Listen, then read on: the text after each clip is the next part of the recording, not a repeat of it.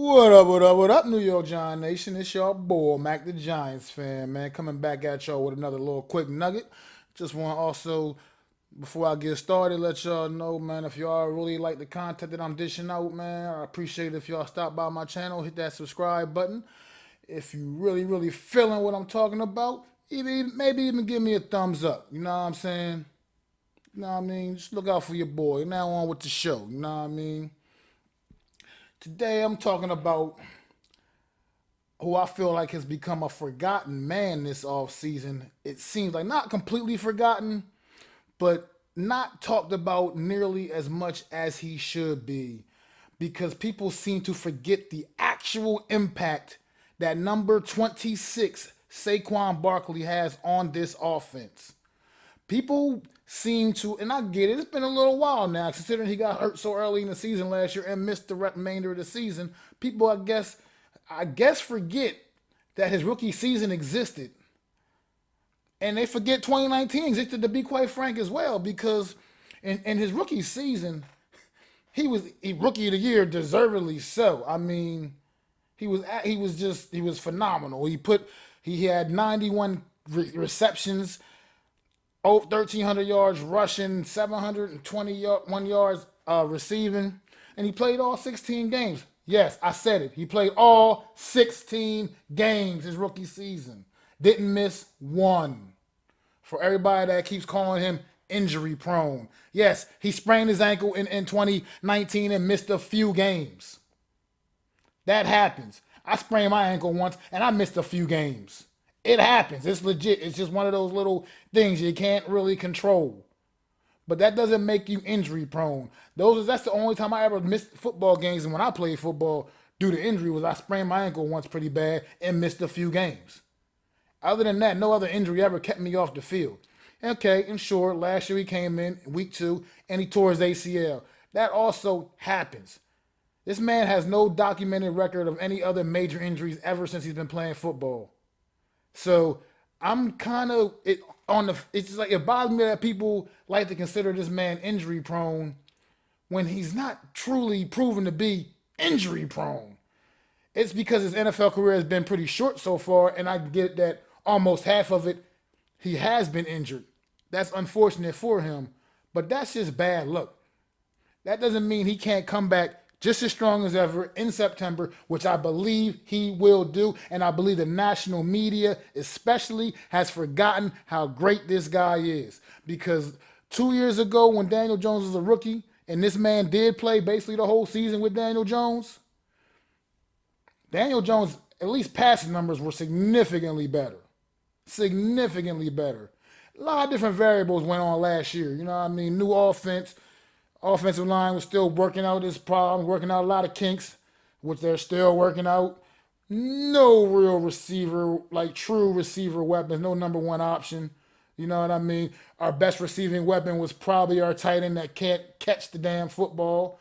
So it's a lot of different variables. But the fact of the matter is, when defenses have to account for Saquon Barkley, it opens it up for everybody.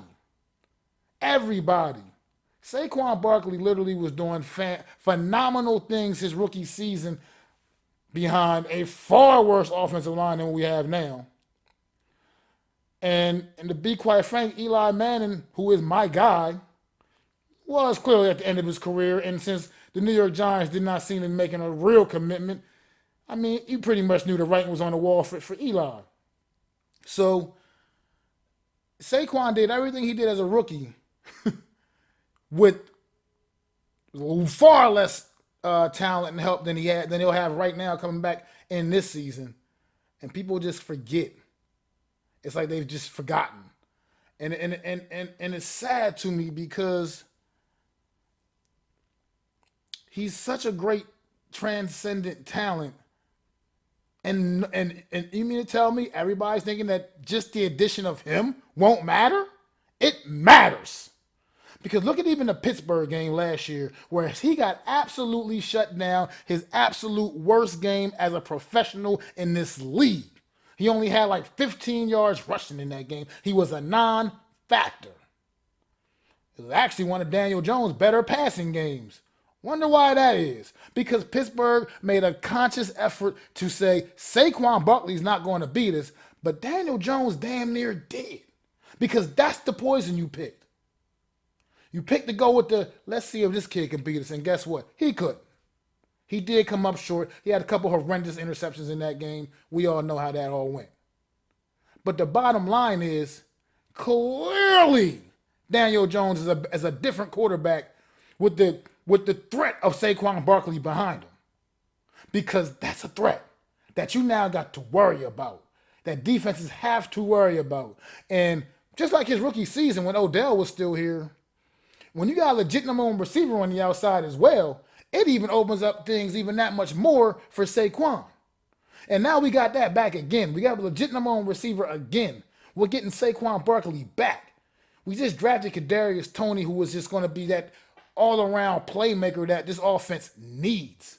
Sterling Shepard, who I love, is still going to be that great slot receiver for us. Slayton is going to probably get back to his rookie form now, because now he won't be getting double teams. He'll pretty much be locked up in one-on-ones all year long, as long as Golladay stays healthy on the outside. So, like, this offense is getting ready to flourish, man. I got to feel the offense has a chance. I'm not saying Daniel Jones is getting ready to come in and do anything remotely like, for instance, a Patrick Mahomes or what Lamar Jackson did a couple years ago in his MVP year.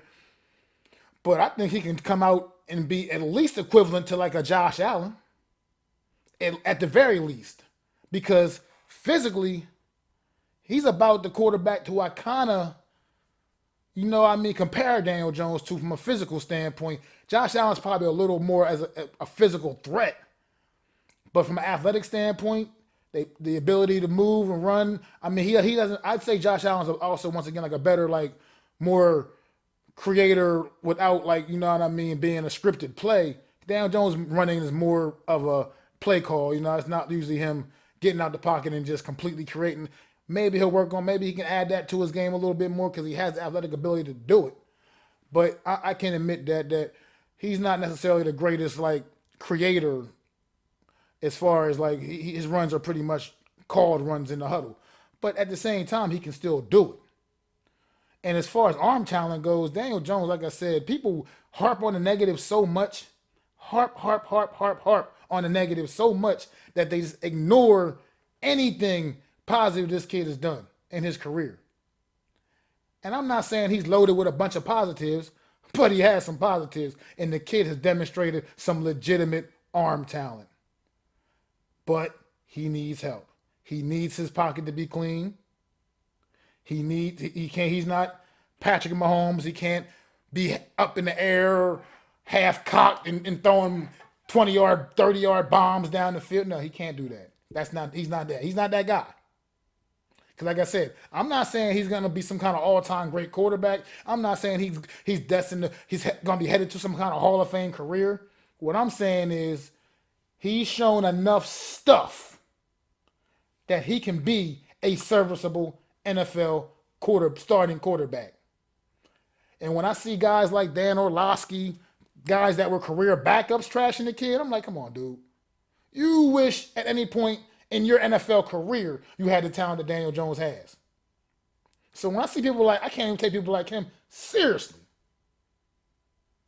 Because to me, you're looking at a guy who's you're just bashing the guy because he's better than you ever were. So I look at it like this, man.